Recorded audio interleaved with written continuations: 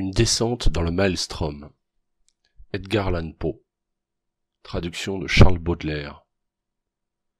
Les voies de Dieu, dans la nature comme dans l'ordre de la Providence, ne sont point nos voies, et les types que nous concevons n'ont aucune mesure commune avec la vastitude, la profondeur et l'incompréhensibilité de ces œuvres, qui contiennent en elles un abîme plus profond que le puits de Démocrite. Joseph Glanville. Nous avions atteint le sommet du rocher le plus élevé. Le vieil homme, pendant quelques minutes, sembla trop épuisé pour parler. « Il n'y a pas encore bien longtemps, dit-il à la fin, je vous aurais guidé par ici aussi bien que le plus jeune de mes fils. Mais il y a 3 ans, il m'est arrivé une aventure plus extraordinaire que n'en essuya jamais un être mortel, ou du moins, tel que jamais homme n'y a survécu pour la raconter. Et les 6 mortelles heures que j'ai endurées m'ont brisé le corps et l'âme. Vous me croyez très vieux, mais je ne le suis pas. Il a suffi du quart d'une journée pour blanchir ces cheveux noirs comme du jais, affaiblir mes membres, et détendre mes nerfs au point de trembler après le moindre effort, et d'être effrayé par une ombre. Savez-vous bien que je puis à peine, sans attraper le vertige, regarder par-dessus ce petit promontoire. Le petit promontoire sur le bord duquel il s'était si négligemment jeté pour se reposer, de façon que la partie la plus pesante de son corps surplombait, et qu'il n'était garanti d'une chute que par le point d'appui que prenait son coude sur l'arête extrême et glissante. Le petit promontoire s'élevait à 15 ou 1600 pieds environ, d'un chaos de rochers situé au-dessous de nous, immense précipite de granit luisant et noir. Pour rien au monde je n'aurais voulu me hasarder à 6 pieds du bord. Véritablement, j'étais si profondément agité par la situation périlleuse de mon compagnon que je me laissai tomber tout de mon long sur le sol, m'accrochant à quelque arbuste voisin, n'osant pas même lever les yeux vers le ciel. Je m'efforçais en vain de me débarrasser de l'idée que la fureur du vent mettait en danger la base même de la montagne. Il me fallut du temps pour me raisonner et trouver le courage de me mettre sur mon séant et de regarder au loin, dans l'espace. « Il vous faut prendre le dessus sur ces lubies-là, » me dit le guide, « car je vous ai amené ici pour vous faire voir à loisir le théâtre de l'événement dont je parlais tout à l'heure, et pour vous raconter toute l'histoire avec la scène même sous vos yeux. »« Nous sommes maintenant, » reprit-il avec cette manière minutieuse qui le caractérisait, « nous sommes maintenant sur la côte même de la Norvège, au 68e degré de latitude, dans la grande province de Nordland, et dans le lugubre district de Lofoden. La montagne dont nous occupons le sommet est Helseggen, la nuageuse. Maintenant, levez-vous un peu. Accrochez-vous au gazon si vous sentez venir le vertige. Ah, c'est cela. Et regardez au-delà de cette ceinture de vapeur qui cache la mer à nos pieds. Je regardais, vertigineusement, et je vis une vaste étendue de mer, dont la couleur d'encre me rappela tout d'abord le tableau du géographe nubien et sa mer des ténèbres. C'était un panorama plus effroyablement désolé qu'il n'est donné à une imagination humaine de le concevoir. À droite et à gauche, aussi loin que l'œil pouvait atteindre, s'allongeaient, comme les remparts du monde, les lignes d'une falaise horriblement noire et surplombante, dont le caractère sombre était puissamment renforcé par le ressac qui montait jusque sur sa crête blanche et lugubre, hurlant et mugissant éternellement. Juste en face du promontoire, sur le sommet duquel nous étions placés, à une distance de 5 ou 6 milles en mer, on apercevait une île qui avait l'air désert, ou plutôt on la devinait au moutonnement énorme des brisants dont elle était enveloppée.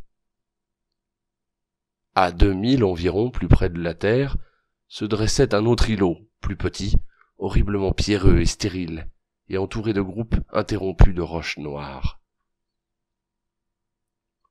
L'aspect de l'océan, dans l'étendue comprise entre le rivage et l'île la plus éloignée, avait quelque chose d'extraordinaire.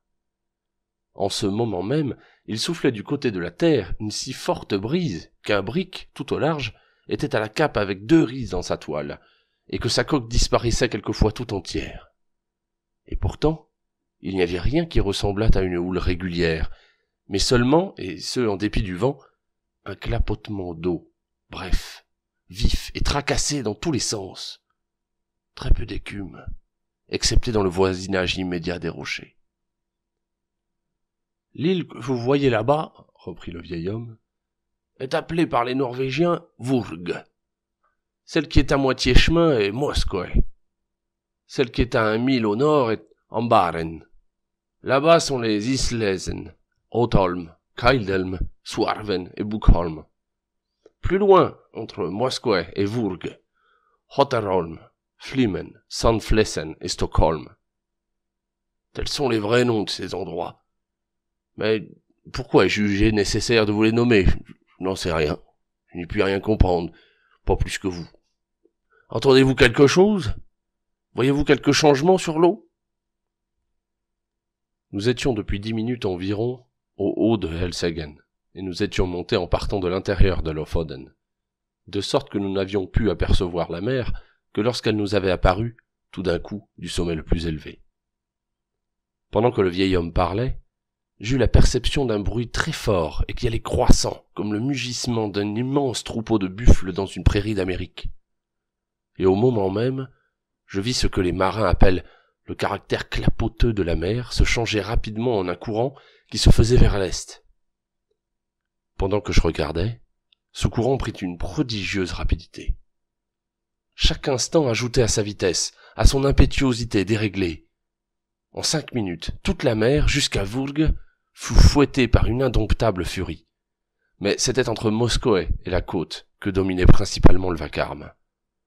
Là, le vaste lit des eaux, sillonné et couturé par 1000 courants contraires, éclatait soudainement en convulsions frénétiques, haletant, bouillonnant, sifflant, pirouettant en gigantesques et innombrables tourbillons, et tournoyant et se ruant tout entier vers l'est avec une rapidité qui ne se manifeste que dans les chutes d'eau précipitées.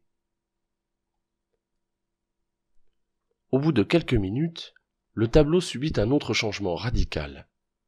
La surface générale devint un peu plus unie, et les tourbillons disparurent un à un, pendant que de prodigieuses bandes d'écume apparurent là où je n'en avais vu aucune jusqu'alors. Ces bandes, à la longue, s'étendirent à une grande distance, et se combinant entre elles, elles adoptèrent le mouvement giratoire des tourbillons apaisés, et semblèrent former le germe d'un vortex plus vaste. Soudainement, très soudainement, celui-ci apparut, et prit une existence distincte et définie, dans un cercle de plus d'1 mille de diamètre. Le bord du tourbillon était marqué par une large ceinture d'écume lumineuse, mais pas une parcelle ne glissait dans la gueule du terrible entonnoir, dont l'intérieur, aussi loin que l'œil pouvait y plonger, était fait d'un mur liquide, poli, brillant et d'un noir de jet, faisant avec l'horizon un angle de 45 degrés environ, tournant sur lui-même sous l'influence d'un mouvement étourdissant, et projetant dans les airs une voix effrayante, moitié cri, moitié rugissement, telle que la puissante cataracte du Niagara elle-même, dans ses convulsions, n'en a jamais envoyé de pareil vers le ciel. La montagne tremblait dans sa base même, et le roc remuait. Je me jetai à plat ventre, et dans un excès d'agitation nerveuse, je m'accrochai au maigre gazon.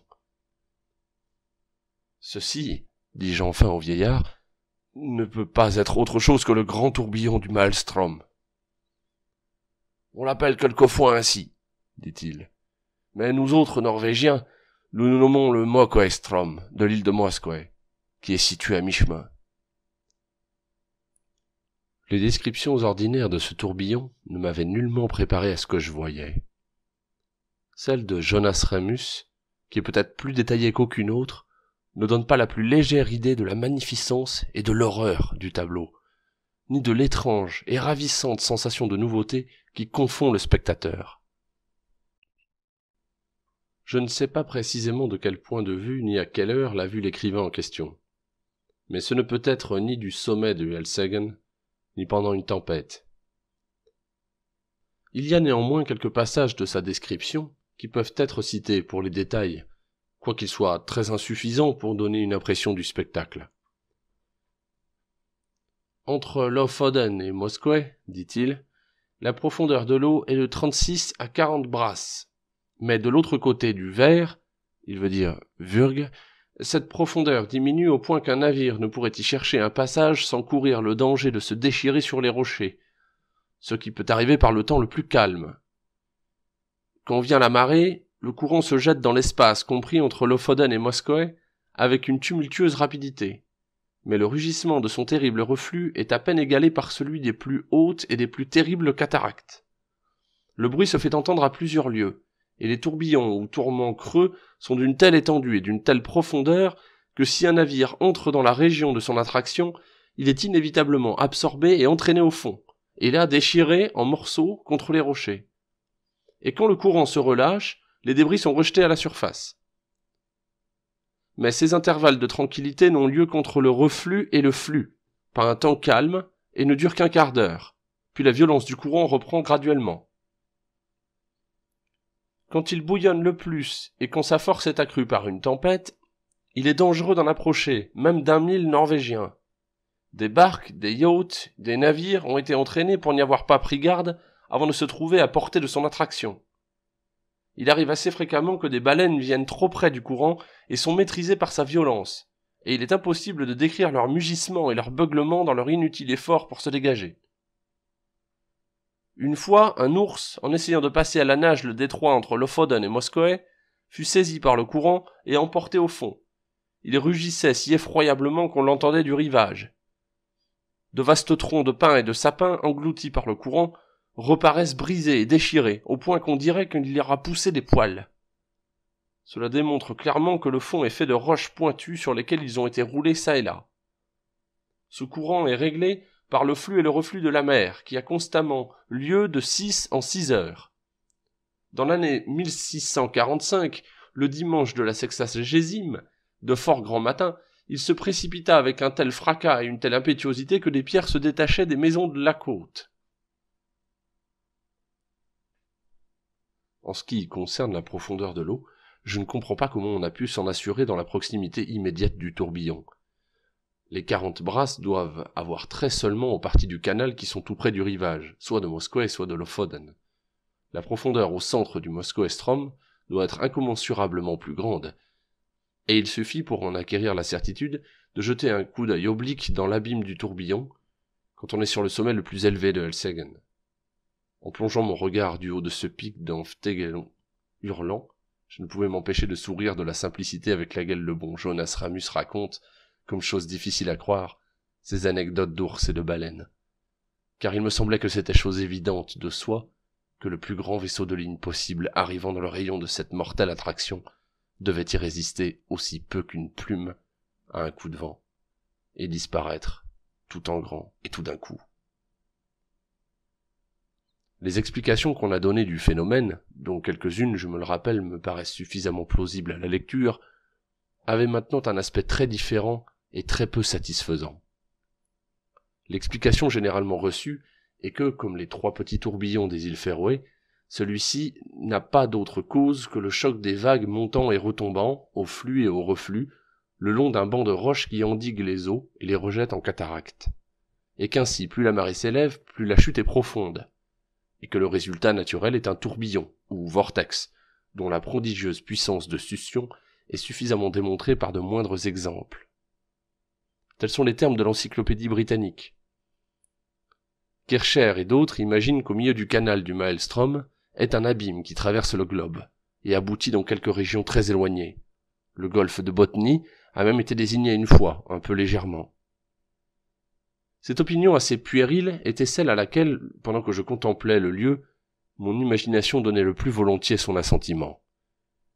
Et comme j'en faisais part au guide, je fus assez surpris de l'entendre me dire que, bien que telle fût l'opinion presque générale des Norvégiens à ce sujet, ce n'était néanmoins pas la sienne. Quant à cette idée, il confessa qu'il était incapable de la comprendre. Et je finis par être d'accord avec lui, car pour concluante qu'elle soit sur le papier, elle devient absolument inintelligible et absurde à côté du tonnerre de l'abîme. « Maintenant que vous avez vu le tourbillon, me dit le vieil homme, si vous voulez que nous nous glissions derrière cette roche sous le vent, de manière qu'elle amortisse le vacarme de l'eau, je vous conterai une histoire qui vous convaincra que je dois en savoir quelque chose du Moskoe-Strom. » Je me plaçai comme il le désirait, et il commença. « Moi et mes 2 frères, nous possédions autrefois un sémac, gré en goélette, de 60 et 10 tonneaux à peu près, avec lequel nous pêchions habituellement parmi les îles au-delà du Moskoe, près de Vurg. Tous les violents remous de mer donnent une bonne pêche, pourvu qu'on s'y prenne en temps opportun, et qu'on ait le courage de tenter l'aventure. Mais parmi tous les hommes de la côte de Lofoden, nous 3 seuls nous faisions notre métier ordinaire, d'aller aux îles, comme je vous dis. Les pêcheries ordinaires sont beaucoup plus bas vers le sud.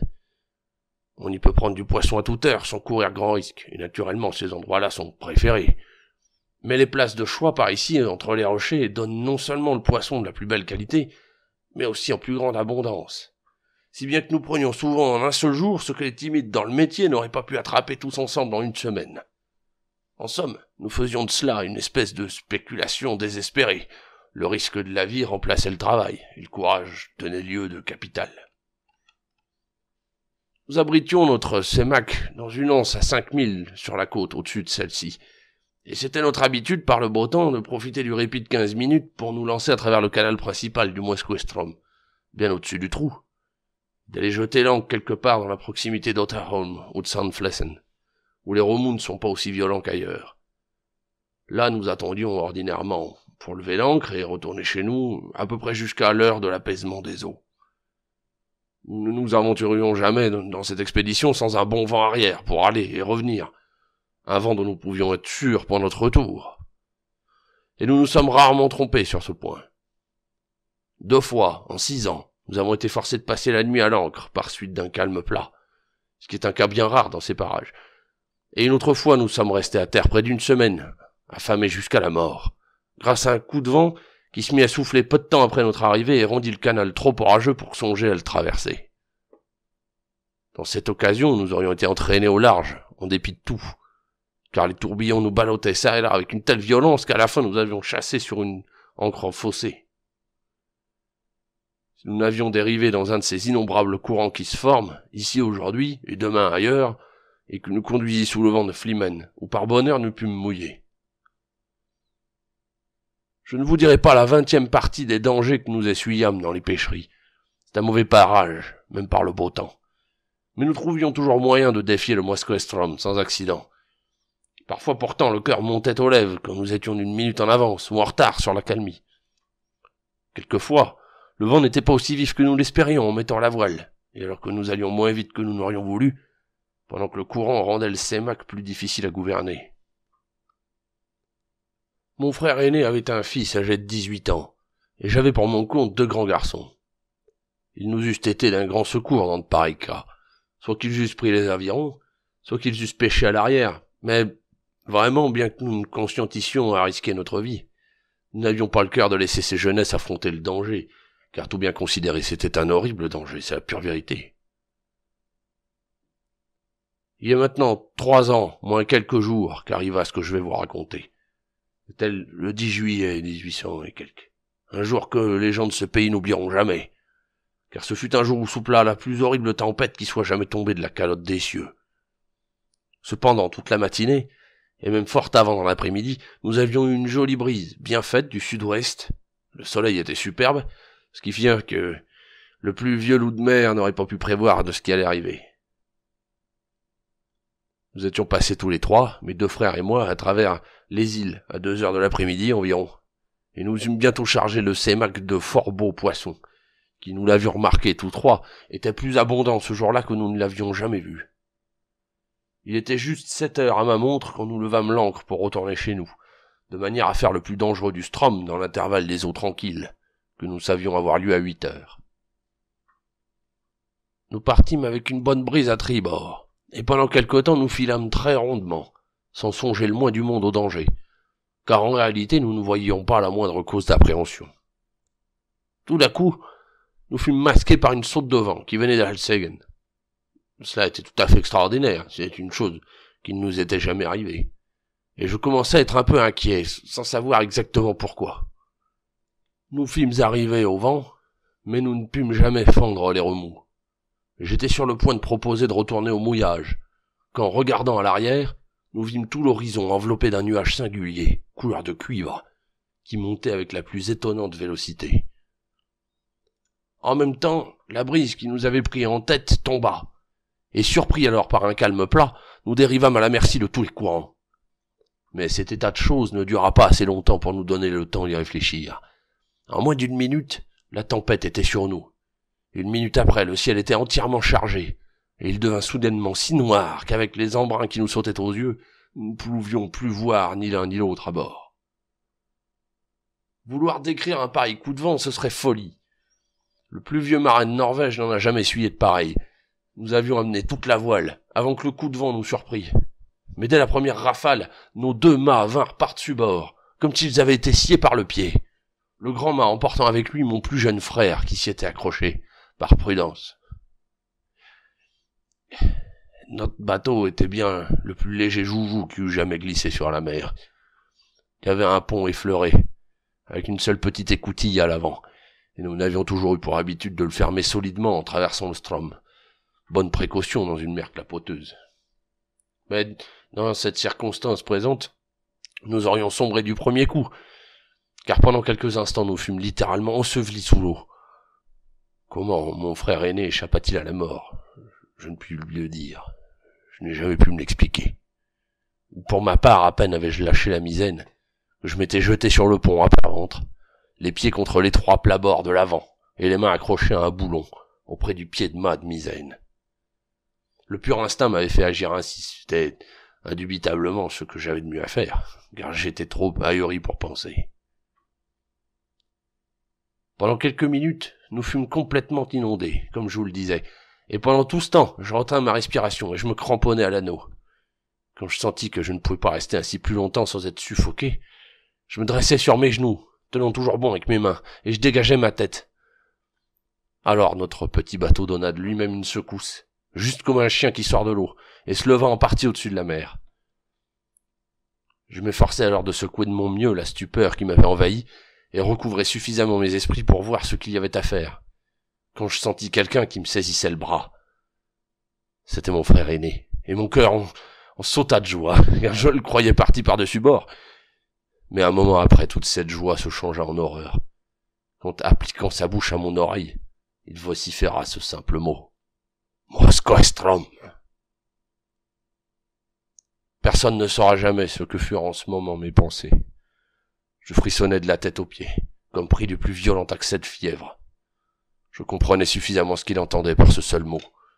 Je savais bien ce qu'il voulait me faire entendre.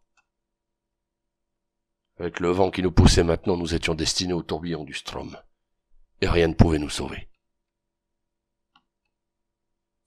Vous avez bien compris qu'en traversant le canal de Strom, nous faisions toujours notre route bien au-dessus du tourbillon, même par le temps le plus calme. Et encore avions-nous bien soin d'attendre et d'épier le répit de la marée. Mais maintenant nous courions droit sur le gouffre lui-même, avec une pareille tempête. À coup sûr, pensais-je, nous y serions jusqu'au moment de la calmie. Là est encore un petit espoir. Mais une minute après, je me maudissais d'avoir été assez fou pour rêver d'une espérance quelconque. Je voyais parfaitement que nous étions condamnés. Eussions-nous été un vaisseau de je ne sais combien de canons. En ce moment, la première fureur de la tempête était passée. Ou peut-être ne la sentions-nous pas autant que parce que nous fuyions devant. Mais en tout cas, la mer, que le vent avait d'abord maîtrisée, plane et écumeuse, se dressait maintenant en véritable montagne. Un changement singulier avait eu lieu dans le ciel. Autour de nous, dans toutes les directions, il était toujours noir, comme de la poix, mais presque au-dessus de nous, il s'était fait une ouverture circulaire.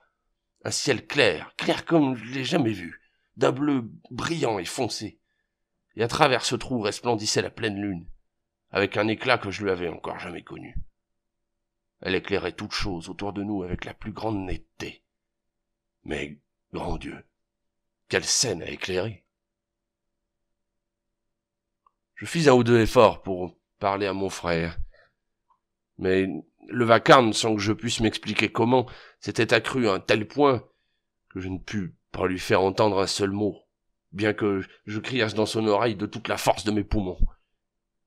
Tout d'un coup, il secoua la tête, devint pâle comme la mort, et leva un de ses doigts, comme pour me dire « Écoute !» D'abord, je compris pas ce qu'il voulait dire, mais bientôt une épouvantable pensée se fit jour en moi. Je tirai ma montre de mon gousset. Elle ne marchait pas. Je regardais le cadran, au clair de la lune, et je fondis en larmes en la jetant, au loin dans l'océan. Elle s'était arrêtée à 7 heures. Nous avions laissé passer le répit de la marée. et le tourbillon du Strom était dans sa pleine furie. Quand un navire est bien construit, proprement équipé et pas trop chargé, les lames, par une grande brise et quand il est au large, semblent toujours s'échapper de dessous sa quille. Ce qui paraît très étrange à un homme de terre, c'est ce qu'on appelle en langage de bord chevaucher. Ça allait bien tant que nous grimpions lestement sur la houle, mais actuellement, une mer gigantesque venait nous prendre par notre arrière et nous enlevait avec elle. Oh, oh, comme pour nous pousser jusqu'au ciel. Je n'aurais jamais cru qu'une lame pût monter si haut. Puis nous descendions en faisant une courbe, une glissade, un plongeon qui me donnait la nausée et le vertige, comme si je tombais en rêve du haut d'une immense montagne. Mais du haut de la lame, j'avais jeté un rapide coup d'œil autour de moi. Et ce seul coup d'œil avait suffi. Je vis exactement notre position, en une seconde. Le tourbillon de Moskva-Strom était à un quart de mille environ, droit devant nous. Mais il ressemblait aussi peu au Moskva-Strom de tous les jours que ce tourbillon que vous voyez maintenant ressemble à un remous de moulin. Si je n'avais pas su où nous étions et ce que nous avions à attendre, j'aurais pas reconnu l'endroit. Tel que je le vis, je fermai involontairement les yeux d'horreur. Mes paupières se collèrent comme dans un spasme. Moins de 2 minutes après, nous sentîmes tout d'un coup la vague s'apaiser, et nous fûmes enveloppés d'écume. Le bateau fit un brusque demi-tour par bâbord et partit dans cette nouvelle direction, comme la foudre. Au même instant, le rugissement de l'eau se perdit dans une espèce de clameur aiguë, un son tel que vous pouvez le concevoir en imaginant les soupapes de plusieurs milliers de steamers lâchant à la fois leur vapeur. Nous étions alors dans la ceinture moutonneuse qui cercle toujours le tourbillon, et je croyais naturellement qu'en une seconde nous allions plonger dans le gouffre, au fond duquel nous ne pouvions pas voir distinctement, en raison de la prodigieuse vélocité avec laquelle nous y étions entraînés. Le bateau ne semblait pas plonger dans l'eau, mais la raser, comme une bulle d'air qui voltige sur la surface de la lame. Nous avions le tourbillon à tribord, et à bâbord se dressait le vaste océan que nous venions de quitter. Il s'élevait comme un mur gigantesque, se tordant entre nous et l'horizon. Ça peut paraître étrange, mais alors que nous fûmes dans la gueule même de l'abîme, je me sentis plus de sang-froid que quand nous nous en approchions. Ayant fait mon deuil de toute espérance, je fus délivré d'une grande partie de cette terreur qui m'avait d'abord écrasé. Je suppose que c'était le désespoir qui raidissait mes nerfs. Vous prendrez peut-être cela pour une fanfaronnade, mais ce que je vous dis, c'est la vérité. Je commençais à songer quelle magnifique chose c'était de mourir d'une pareille manière, et combien il était sot à moi de m'occuper d'un aussi vulgaire intérêt que ma conservation individuelle en face d'une si prodigieuse manifestation de la puissance de Dieu. Je crois que je rougis de honte quand cette idée traversa mon esprit. Peu d'instants après, je fus possédé de la plus ardente curiosité relativement au tourbillon lui-même. Je sentis positivement le désir d'explorer ses profondeurs, même au prix du sacrifice que j'allais faire. Mon principal chagrin était de penser que je ne pourrais jamais raconter à mes vieux camarades les mystères que j'allais connaître. C'était là sans doute de singulières pensées pour occuper l'esprit d'un homme dans une pareille extrémité, mais j'ai souvent eu l'idée depuis lors que les évolutions du bateau autour du gouffre m'avaient un peu étourdi la tête. Il y eut une autre circonstance qui contribua à me rendre maître de moi-même. Ce fut la complète cessation du vent, qui ne pouvait plus nous atteindre dans notre situation actuelle, car, comme vous pouvez en juger par vous-même, la ceinture d'écume est considérablement au-dessous du niveau général de l'océan. Ce dernier nous dominait maintenant comme la crête d'une haute et noire montagne. Si vous ne vous êtes jamais trouvé en mer par une grosse tempête, vous pouvez pas vous faire une idée du trouble d'esprit occasionné par l'action simultanée du vent et des embruns. Ça vous aveugle, vous étourdit, vous étrangle, et vous ôte toute faculté d'action ou de réflexion. Mais nous étions maintenant grandement soulagés de tous ces embarras, comme ces misérables condamnés à mort, à qui on accorde dans leur prison quelques petites faveurs qu'on leur refusait, tant que l'arrêt n'était pas prononcé. Combien de fois fîmes-nous le tour de cette ceinture? Il m'est impossible de le dire. Nous courûmes tout autour pendant 1 heure à peu près. Nous volions plutôt que nous ne flottions, et et nous nous rapprochions toujours de plus en plus du centre du tourbillon, et toujours plus près de son épouvantable arête inférieure. Pendant tout ce temps, j'avais pas lâché le boulon. Mon frère était à l'arrière, se tenant à une petite barrique vide, solidement attachée sous les chauguettes, derrière l'habitacle. C'était le seul objet du bord qui n'eût pas été balayé quand le coup de temps nous avait pris. Comme nous approchions de la margelle de ce puits mouvant, il lâcha le baril, et tâcha de saisir l'anneau, que dans l'agonie de sa terreur il s'efforçait d'arracher de mes mains, et qui n'était pas assez large pour nous donner sûrement prise à tous deux. J'ai jamais éprouvé de douleur plus profonde que quand je le vis tenter une pareille action. Quoique je visse bien qu'alors il était insensé, que la pure frayeur en avait fait un fou furieux. Néanmoins, je cherchais pas à lui disputer la place. Je savais bien qu'il importait fort peu à qui appartiendrait l'anneau. Je lui laissai le boulon, et je m'en allai au baril, de l'arrière. Il n'y avait pas grande difficulté à opérer cette manœuvre, car le sémac filait en rond avec assez d'aplomb et assez droit sur sa quille, poussé quelquefois çà et là par les immenses houles et les bouillonnements du tourbillon. À peine m'étais-je arrangé dans ma nouvelle position que nous nous donnâmes une violente embardée à tribord, et que nous piquâmes la tête la première dans l'abîme. Je murmurai une rapide prière à Dieu, et je pensais que tout était fini. Comme je subissais l'effet douloureusement nauséabond de la descente, je m'étais instinctivement cramponné au baril avec plus d'énergie, et j'avais fermé les yeux. Pendant quelques secondes, je n'osais pas les ouvrir, m'attendant à une destruction instantanée, et m'étonnant de ne pas déjà en être aux angoisses suprêmes de l'immersion. Mais les secondes s'écoulaient, je vivais encore. La sensation de chute avait cessé, et le mouvement du navire ressemblait beaucoup à ce qu'il était déjà, quand nous étions pris dans la ceinture d'écume, à l'exception que, maintenant, nous donnions davantage de la bande. Je repris courage, et regardai une fois encore le tableau. Jamais je n'oublierai les sensations d'effroi, d'horreur et d'admiration que j'éprouvais en jetant les yeux autour de moi. Le bateau semblait suspendu comme par magie, à mi-chemin de sa chute, sur la surface intérieure d'un entonnoir d'une vaste circonférence, d'une profondeur prodigieuse, et dont les parois, admirablement polies, auraient pu être prises pour de l'ébène, sans l'éblouissante vélocité avec laquelle elles pirouettaient, et l'étincelante et horrible clarté qu'elles répercutaient sous les rayons de la pleine lune, qui, de ce trou circulaire que j'ai déjà décrit, ruisselait en un fleuve d'or et de splendeur le long des murs noirs, et pénétrait jusque dans les plus intimes profondeurs de l'abîme. D'abord j'étais trop troublé pour observer n'importe quoi avec quelque exactitude. L'explosion générale de cette magnificence terrifique était tout ce que je pouvais voir.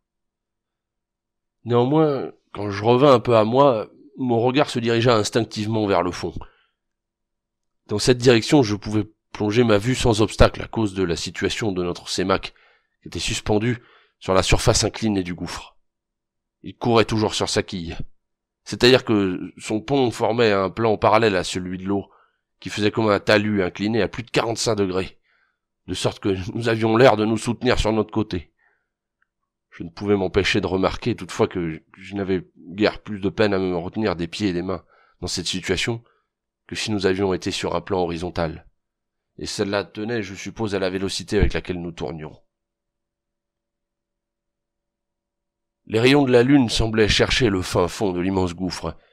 Cependant, je ne pouvais rien distinguer nettement à cause d'un épais brouillard qui enveloppait toute chose, et sur lequel planait un magnifique arc-en-ciel, semblable à ce pont étroit et vacillant que les musulmans affirment être le seul passage entre le temps et l'éternité. Ce brouillard ou cette écume était sans doute occasionné par le conflit des grands murs de l'entonnoir, quand ils se rencontraient et se brisaient au fond. Quant au hurlement qui montait de ce brouillard vers le ciel, je n'essaierai pas de le décrire. Notre première glissade dans l'abîme, à partir de la ceinture d'écume, nous avait porté à une grande distance sur la pente. Mais, postérieurement, notre descente ne s'effectua pas aussi rapidement, à beaucoup près.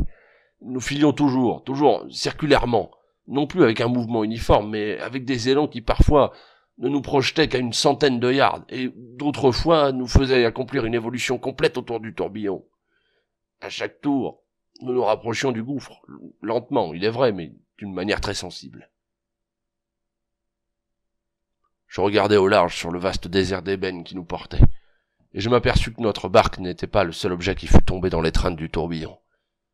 Au-dessus et au-dessous de nous, on voyait des débris de navires, de gros morceaux de charpente, des troncs d'arbres, ainsi que bon nombre d'articles plus petits, tels que des pièces de mobilier, des malles brisées, des barils et des douves. J'ai déjà décrit la curiosité surnaturelle qui s'était substituée à mes primitives terreurs. Il me sembla qu'elle augmentait à mesure que je me rapprochais de mon épouvantable destinée. Je commençais alors à épier avec un étrange intérêt les nombreux objets qui flottaient en notre compagnie. Il fallait que j'eusse le délire, car je trouvais même une sorte d'amusement à calculer les vitesses relatives de leur descente vers le tourbillon d'écume. Ce sapin, me surpris une fois à dire, sera certainement la première chose qui fera le terrible plongeon et qui disparaîtra. Je fus fort désappointé de voir qu'un bâtiment de commerce hollandais avait pris les devants et s'était engouffré le premier. À la longue, après avoir fait quelques conjectures de cette nature, et m'être toujours trompé, le fait de mon invariable mécompte, me jeta dans une ordre de réflexion qui firent de nouveau trembler mes membres et battre mon cœur encore plus lourdement. Ce n'était pas une nouvelle terreur qui m'affectait ainsi, mais l'aube d'une espérance bien plus émouvante. Cette espérance surgissait en partie de la mémoire, en partie de l'observation présente. Je me rappelais l'immense variété d'épaves qui jonchaient la côte de Lofoden, et qui avaient toutes été absorbées et revomies par le Moskoestrom. Ces articles, pour la plus grande partie, étaient déchirés de la manière la plus extraordinaire, éraillés, écorchés, au point qu'ils avaient l'air d'être tout garnis de pointes et d'esquilles. Mais je me rappelais distinctement alors qu'il y en avait quelques-uns qui n'étaient pas défigurés du tout. Je ne pouvais maintenant me rendre compte de cette différence qu'en supposant que les fragments écorchés fussent les seuls qui eussent été complètement absorbés. Les autres étant entrés dans le tourbillon à une période assez avancée de la marée, ou après y être entrés, étant pour une raison ou une autre descendus assez lentement, pour ne pas atteindre le fond avant le retour du flux ou du reflux, suivant le cas. Je concevais qu'il était possible dans les deux cas qu'ils eussent remonté, en tourbillonnant de nouveau jusqu'au niveau de l'océan, sans subir le sort de ceux qui avaient été entraînés de meilleure heure ou absorbés plus rapidement.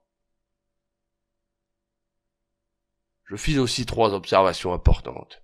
La première, que, règle générale, plus les corps étaient gros, plus leur descente était rapide. La seconde, que 2 masses étant données d'une égale étendue, l'une sphérique et l'autre de n'importe quelle autre forme, la supériorité de vitesse dans la descente était pour la sphère.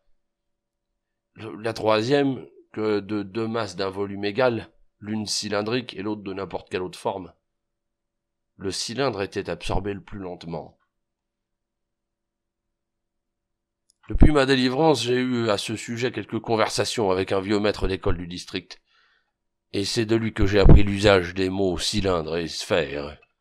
Il m'a expliqué, mais j'ai oublié l'explication, que ce que j'avais observé était la conséquence naturelle de la forme des débris flottants, et il m'a démontré comment un cylindre, tournant dans un tourbillon, présentait plus de résistance à sa succion, et était attiré avec plus de difficulté qu'un corps d'une autre forme quelconque et d'un volume égal.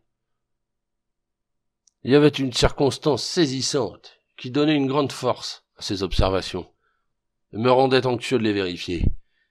C'était qu'à chaque révolution, nous passions devant un baril, ou devant une vergue, ou un mât de navire, et que la plupart de ces objets nageant à notre niveau, quand j'avais ouvert les yeux pour la première fois sur les merveilles du tourbillon, étaient maintenant situés bien au-dessus de nous, et semblaient n'avoir guère bougé de leur position première. Je n'hésitais pas plus longtemps sur ce que j'avais à faire. Je résolus de m'attacher avec confiance à la barrique que je tenais toujours embrassée, de larguer le câble qui la retenait à la cage et de me jeter avec elle à la mer. Je m'efforçais d'attirer par signe l'attention de mon frère sur les barils flottants auprès desquels nous passions, et je fis tout ce qui était en mon pouvoir pour lui faire comprendre ce que j'allais tenter. Je crus à la longue qu'il avait deviné mon dessein, mais qu'il l'eût ou non pas saisi. Il secoua la tête avec désespoir, et refusa de quitter sa place près du boulon. Il m'était impossible de m'emparer de lui La conjoncture ne permettait pas de délai. Ainsi, avec une amère angoisse, je l'abandonnai à ses destinées. Je m'attachai moi-même à la barrique, avec le câble, qui l'amarrait à l'échauguette, et sans hésiter un moment de plus, je me précipitai avec elle dans la mer. Le résultat fut précisément ce que j'espérais. Comme c'est moi-même qui vous raconte cette histoire, comme vous voyez que j'ai échappé, et comme vous connaissez déjà le mode de salut que j'employais, vous pouvez dès lors prévoir tout ce que j'aurai de plus à vous dire. J'abrégerai mon récit, j'irai droit à la conclusion. Il s'était écoulé 1 heure environ depuis que j'avais quitté le bord du Sémac, quand étant descendu à une vaste distance au-dessous de moi, il fit coup sur coup 3 ou 4 tours précipités, et emportant mon frère bien-aimé piqua de l'avant décidément, et pour toujours, dans le chaos d'écume. Le baril auquel j'étais attaché nageait presque à moitié chemin de la distance qui séparait le fond du gouffre de l'endroit où je m'étais précipité par-dessus bord.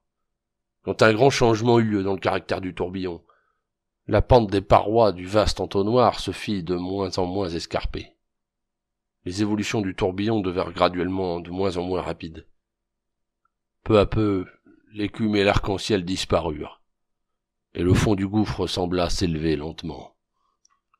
Le ciel était clair, le vent était tombé, et la pleine lune se couchait radieusement à l'ouest, quand je me retrouvai à la surface de l'océan, juste en face de la côte de Lofoden, et au-dessus de l'endroit où était naguère le tourbillon du Moskostrom. C'était l'heure de l'accalmie, mais la mer se soulevait toujours en vagues énormes par suite de la tempête. Je fus porté violemment dans le canal du Strom, et jeté en quelques minutes à la côte, parmi les pêcheries. Un bateau me repêcha, épuisé de fatigue. Et maintenant que le danger avait disparu, le souvenir de ces horreurs m'avait rendu muet. Ceux qui me tirèrent à bord étaient mes vieux camarades de mer et mes compagnons de chaque jour, mais ils ne me reconnaissaient pas plus qu'ils n'auraient reconnu un voyageur revenu du monde des esprits. Mes cheveux, qui la veille étaient d'un noir de corbeau, étaient aussi blancs que vous le voyez maintenant. Ils dirent aussi que toute l'expression de ma physionomie avait changé. Je leur confiai mon histoire, mais ils ne voulurent pas y croire.